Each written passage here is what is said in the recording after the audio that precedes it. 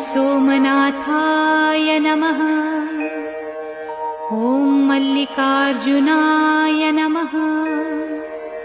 ॐ महाकालेश्वराय नमः।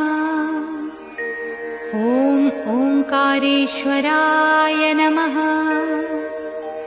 ॐ वैद्यनाथाय नमः। ॐ भीमशंकराय नमः। ॐ रामेश्वराय नमः। ॐ नागेश्वराय नमः। ॐ विश्वेश्वराय नमः।